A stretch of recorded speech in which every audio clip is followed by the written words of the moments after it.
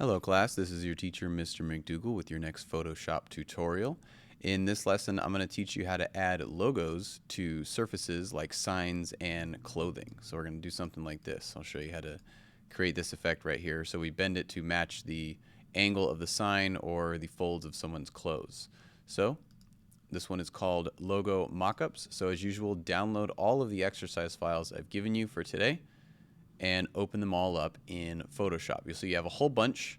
There's a whole bunch of files. It doesn't mean you're necessarily editing every single one of them. There's just different files that we're going to combine. So you'll see you have a lot of files that are called logo. These are the logos you'll put on. And then we have some called mockups. These are the different billboards you'll put them on.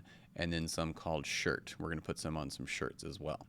Let's start with the mockup one. We're going to start with these mockups. So we're going to start by picking a logo that we want to put on this billboard right here. So if you scroll through all of your logos, I've given you 8 logo files. 1, 2, 3, 4, 5, 6, 7, 8. All these different files I've given you right here. Just pick one that you want to put on the billboard, and we are going to select all and copy it for right now. So I'm going to go with this car one, but feel free to pick any other logo that you would like to start with. Once you've picked one, we're going to do Command A to select all, and Command C to copy it. And then let's go back to logo mockup 1. We're not going to hit paste or anything just yet. We got to do a couple extra steps first. So first we're going to duplicate the background so we don't cause any permanent damage to it. Command J to duplicate it. And now this one right here is where we're going to add the logo. So we're going to go to a new filter for this one to do another version of the distort effect that we did before. So when we did the text blending, we bent the text to fit the angle, so we could do something similar to that. So that would be one way to do it, but let me show you a new way to do it as well. With this top layer selected with the new one, we're going to go to Filter, and we're going to go to this one that says Vanishing Point right here. So vanishing point is when you change the angle. If you've taken an art class and you talk about perspective, that's what a vanishing point is, where the lines kind of go towards another direction to where we can't see it anymore. So with the vanishing point, we're going to draw a shape around to match the billboard. And we don't have to draw or click or hold our mouse a lot. We just have to click the mouse one time in each point. So I'm going to click in this point one time, and I have this line. I'm not holding my mouse or anything. I just did a single click, and that allowed me to do this. So now I'm going to come to this corner. I'm going to line it up, click one more time, and then I'm going to come down to this corner. I'm just drawing around the 4 edges right there as close in line as I can. Click one more right there. Again, just single clicks, not clicking and holding. And then when I get to my last corner right here, it will create this grid line just like that. So now that I have this is a new plane of depth right here. Instead of being flat like the image, now I've created this new angle looking like this. So now that I have that, I can Command V to paste whatever logo I've chosen. And yours will probably be too big, but that's fine. We're going to change the size. Before you start dragging it around, come over here to the different kinds of tools and look for this one that says Transform Tool. It's a little mouse icon with the dots. Click that one, and that will allow you to drag the corners of your logo and change the size. When you drag it by default, you can squish it and do all this kinds of stuff. But if you don't want to squish it or have anything like that happen to it, hold Shift while you're dragging the corners, and that will lock in the size. So you can see now I'm not squishing anymore. Now it's locked in by that. So once you've done that, now I can move it, and when you start moving it onto the billboard, you'll see it does that. It starts matching the plane. And you can still adjust the size if you need to. If yours is too big or too small, you can do that. And now you can make it so it fits the size of the billboard, or however you'd like it to fit. But now that I created that vanishing point right here, it knows to line up on that exact spot. So it's a little bit easier and more accurate than doing that distort option that we did a few lessons back. Once you're satisfied, click OK, and now you'll see you have that logo on that billboard, just like that. So I want you to repeat the same process on these files that are called mockups. So mockup 2, 3, 4, and 5, I want you to do the same thing. However, before you get started, I want you to just use for 1 through 4, use any of the logos that I provided to you. But for number 5, I want you to find your own logo. So for this last one, I want you to do a Google search of a logo of your choice. Make sure you search for it as a PNG file. You'll see like these logo files, they say PNG. that means you want to find it with this transparent background, this checkerboard transparent background. That will allow it to make sure that it's only the logo and we don't see any other kind of background in it. So search a PNG file specifically for mockup number 5 to put right here. So repeat the same process on all these mockup files. Pause the video and then join me again when you're done at shirt 01, and I'll show you how to do this one next. Okay, so for this one, we are going to put the logo on these people's clothing on their shirts right here. And this one involves different steps. This does not involve the vanishing point, but it does involve another type of filter. So for this one, the first thing we're actually going to do is we're going to save this as a PSD file before we do anything else to it. So once you've opened the picture, don't do anything else. Come up to File. We're going to do Save As. So it's going to ask you to save the image in the folder that it already came in, which is your exercise folder. The only thing we're going to change is that we want to save it as a Photoshop file. So you see right here where it says Format as a JPEG. Click that and change it to this one that says Photoshop file. A Photoshop file will change to a PSD. That's a Photoshop type of file. So once we've done that, that's all we need to do. Make sure it's on this and not the Save to Cloud documents. We don't want it to look like this one. We want it to be on your computer looking like this. Okay? Make sure it's Photoshop file and then click Save, because we're going to need to use this as a reference point after our next step. So now that we've done that, pick one of the logos again. So go back and pick any of these logos that you want to use. I'm going to use this sun one. So just like we did before, Command A to select all, Command C to copy. And let's go back to the shirt one. And we're going to do Command V to paste. So first thing is we're going to adjust the size to fit.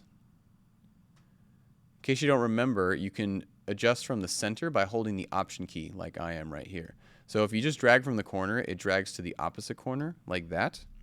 But if you hold Option on your keyboard, it drags towards the center. Changes the size towards the center instead of going to the other corner. So it's a little shortcut for you in case you don't remember that from the other lesson. One more time. There we go. Right about there. Okay. So put it kind of in the middle. Whatever logo you've chosen, we're going to put it right here to be the logo for this guy's shirt. And then click the checkbox when you're satisfied. All right, so now what we're going to do is we're going to tell the logo to start distorting to fit the wrinkles of his shirt. So right now it already looks semi-believable. It's right there so you can see what it looks like. But his shirt has some wrinkles in it, so we need the logo to match. So click on your logo layer and then go up to Filter. Make sure your layer is selected. If you don't have a layer selected and you go to Filter, you'll see that these are all grayed out. So make sure your logo layer is selected. Filter. And for this one, we're going to go to Distort right here and then Displace. So click Distort and Displace. Yours by default will probably say something like this, right about 10. We're going to change these numbers a little bit, and there's really no set number for each of these. This will just allow you to experiment a little bit and see how much. It's telling you how many pixels we want to displace the image to make it look a little off-center. So we can start with 10 and see what happens. So I click OK.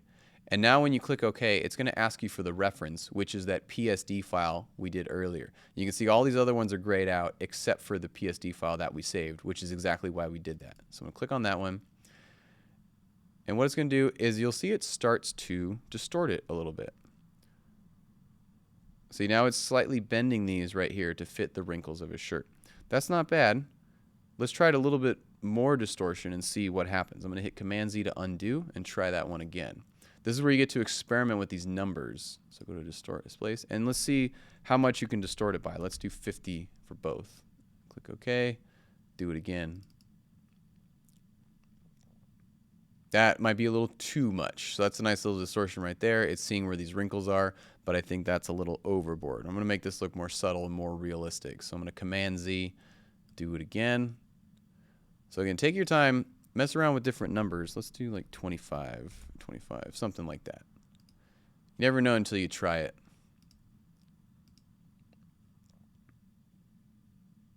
I think that looks a little better. It's more distorted right now, but it's not as extreme as the 50. So I like that. So you can try 25 as well, or pick a number that you think looks good.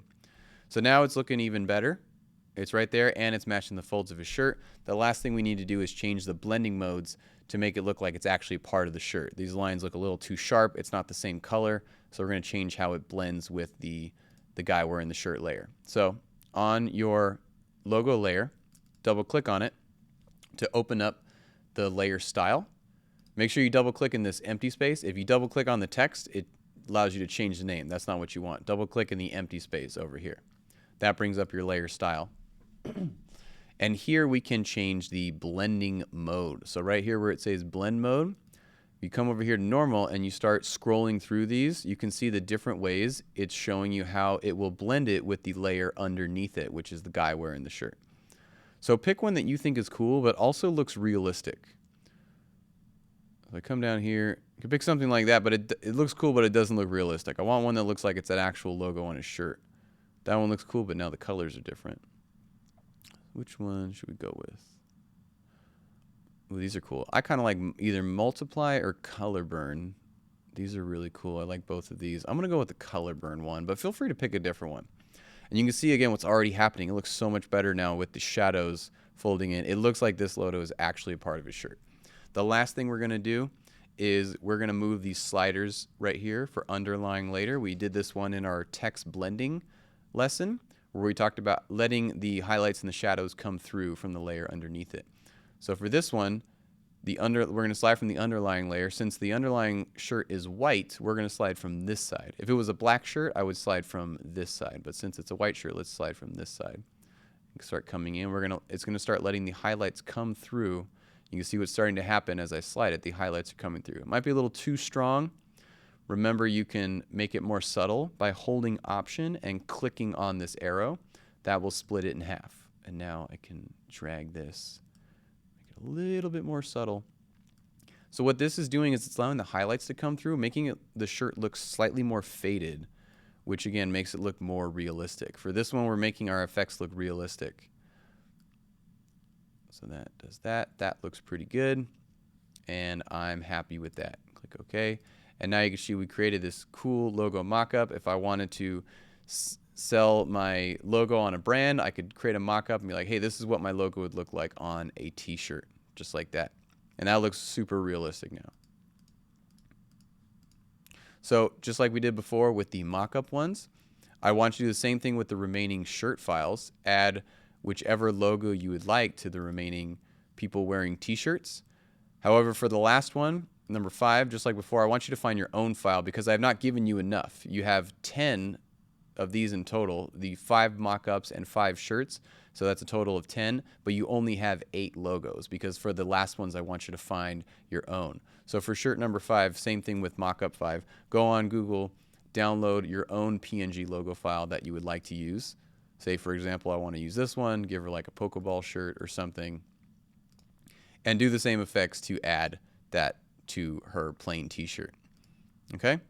So have fun creating these logos on these people, seeing what you can do with your mock-ups. Take screenshots of all your edited ones. So you're only taking screenshots of the mock-ups and the shirts. You're not taking screenshots of these logo files because those are just for you to play with. But have fun and let me know if you have any questions.